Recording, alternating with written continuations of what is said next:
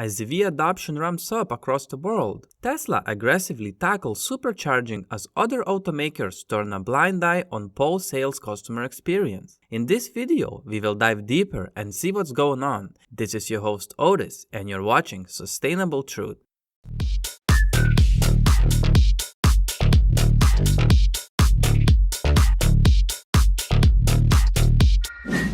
One would think that once automakers with annual revenues in excess of hundreds of billions turn their attention to the electric vehicle market, the competition in supercharging infrastructure would be up, but you would be wrong. The reason why consumers still continue to choose Tesla over products like Audi's e-tron or vehicles like GM, Volkswagen or BMW brands is perhaps that they can drive their Teslas for longer distances with full confidence that they will find convenient locations to recharge their vehicles. While the competition has been focused solely on producing their electric cars, Tesla has been thinking ahead about perfecting the entire system with the aim of solving customers' core driving needs. Automakers of gasoline cars don't have to worry about this, as there is already an abundance of refueling stations, with over 160,000 stations deployed across America alone. They have therefore built their strategies around standard marketing variables. Build a great car, advertise it, offer it to the right customer, and the product will sell. But when it comes to electric vehicles, the story is not that simple. It requires a different value analysis. Charging stations for electric vehicles are still in their infancy, with only about 3,500 available with Electrify America. Moreover, the rest of networks is fractured across ownership and technology. The next largest charging network in comparison to Tesla is only 10% as large.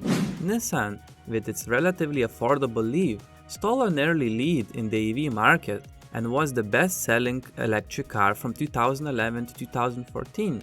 Despite this lead, Nissan failed to provide a robust charging network that left buyers relying on a small number of third-party charging stations available to all brands. Tesla's approach was very different. They began with a vanity product, the Roadster, that got them off the ground and generated some early sales.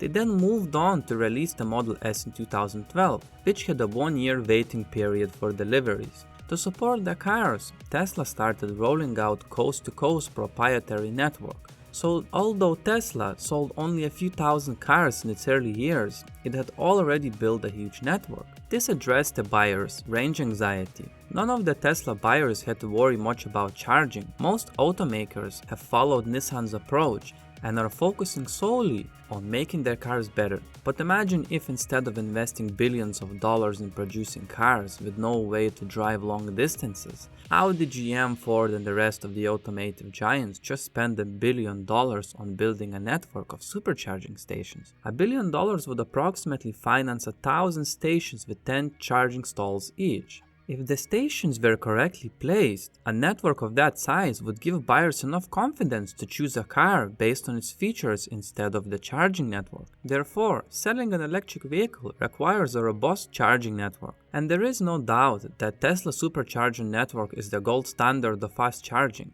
and it's hard to argue otherwise. Tesla's network of chargers covers the US and Canada extensively and reaches deep into Mexico. Coverage is similarly comprehensive when it comes to Western Europe and the more affluent regions of Asia. Although most of the chargers are in highway locations, Tesla is slowly starting to cover more urban locations as well. Power levels are also high, up to 150 kilowatts, allowing Tesla drivers to get an 80% charge in about 40 minutes. And the newer V3 superchargers can deliver charging speed up to 250 kilowatts, allowing drivers to add 75 miles worth of range in under 5 minutes. Another thing that makes Tesla charging unique is the inbuilt authentication, allowing drivers to charge without any need to swipe a card, use an app, etc. And for a few fortunate early adopters, it's even free. Tesla is also deploying different amenities with supercharger stations. Although Tesla has always tried to deploy its supercharger stations at places located around amenities that offer food, coffee and restrooms, that is not always easy. So Tesla is finally taking matters into its own hands with the deployment of large cube lounges at its supercharger stations. These cube lounges are equipped with automated vending machines for food and drinks. Drivers have to sign into an app in order to access the lounge. Inside, you get access to different food, drinks, and even some electronics through a very high-tech automated vending machine. There's even a machine that can make fresh pizza for you in less than 5 minutes.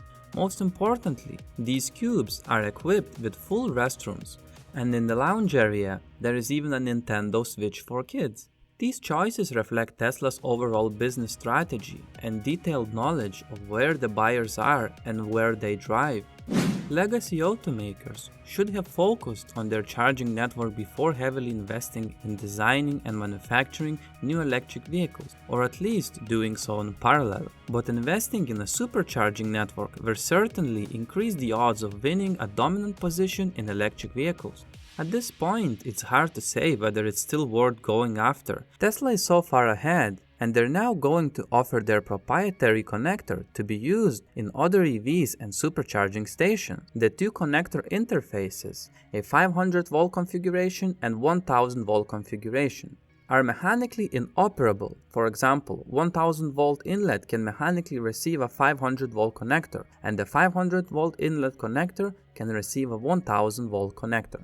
With more than a decade of use and 20 billion EV charging miles to its name, the Tesla charging connector is the most proven in North America, offering potentially up to 1 megawatt DC charging in one slim package. It has no moving parts, it's half the size and twice as powerful as combined CCS charging connectors. This has some interesting implications.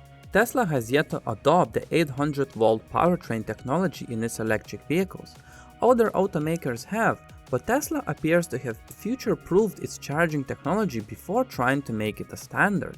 Do other companies have a chance to catch Tesla in terms of their supercharging network? Let me know in the comments below. Guys, thank you so much for watching until the end. If you enjoy, hit like and subscribe. It helps YouTube promote this content. I want to provide value to as many as I can, so this helps a lot. Any thoughts or feedback would be much appreciated in the comments below. Thanks again, and I'll see you on the next one.